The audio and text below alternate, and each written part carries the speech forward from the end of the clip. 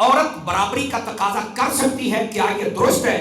یہ ایک سوال ہے۔ اگر تو اسلامی نقطہ نظر سے بات کی جائے اور ہونی بھی اسلامی نقطہ نظر سے چاہیے تو یہ بات تو بالکل غلط ہے، چونکہ یہ برابر ہو ہی نہیں سکتی۔ اللہ رب العزت نے خود فرما دیا الرجال قوامون علی النساء، اللہ پاک نے فرما دیا کہ جو مرد ہے نا یہ حاکم ہیں عورتوں پر۔ تو جن مردوں کو رب نے فضیلت عطا فرمائی ہے یہ عورتیں کیسے ان کے برابر ہونا چاہتی ہیں؟ یہ فلسفہ قرآنی اور حکم قرآنی کے خلاف ہے اور ایسا کوئی مسلمان برداشت کر نہیں سکتا۔ اگر عورت کو برابری کرنے کا شوق ہے تو پھر میرے چند سوال ہیں، پہلے وہ پورا کرے پھر برابری کرے۔ کون کون سے؟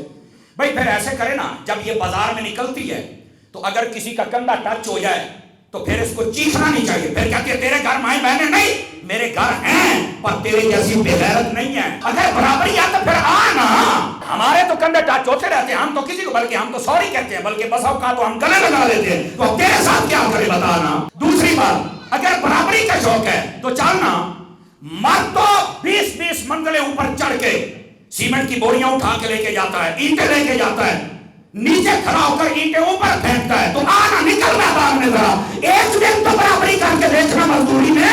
جس کی حلال کی کمائی کو تو حرام کے پیسوں کی طرح اڑاتی رہتی ہے اور گھر میں تماشا بناتی ہے کہ تو میری ضرورتیں پوری نہیں کرتا، ایسی بے حیا عورت کو میرا یہ درس ہے، سبق ہے، یہ پیغام ہے کہ نکل مرد کی برابری کر کے تو دکھانا۔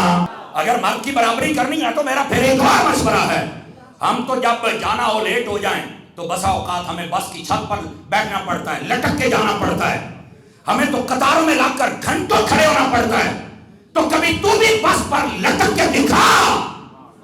بس کے اندر جاتے ہی کنڈکٹر کو کہہ دیتی ہے مجھے سیٹ پہ بٹھا دے، میں لیڈی ہوں۔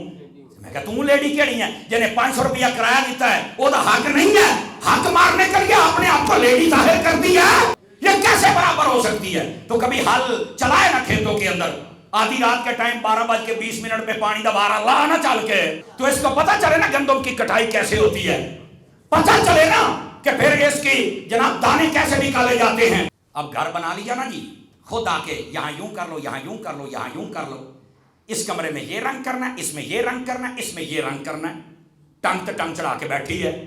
اور پھر جب پسند نہیں آیا عبداللہ کے پاپا اس کو بدل دیا جائے ذرا، ہیں؟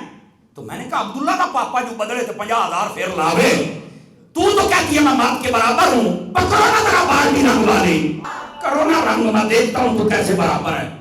کچھ خدا کا خوف کرو عورتوں، تمہیں اسلام نے گھر بیٹھ کر وہ چیز عطا فرما دی جو مرد باہر جا کر بھی شاید حاصل نہیں کر پاتا۔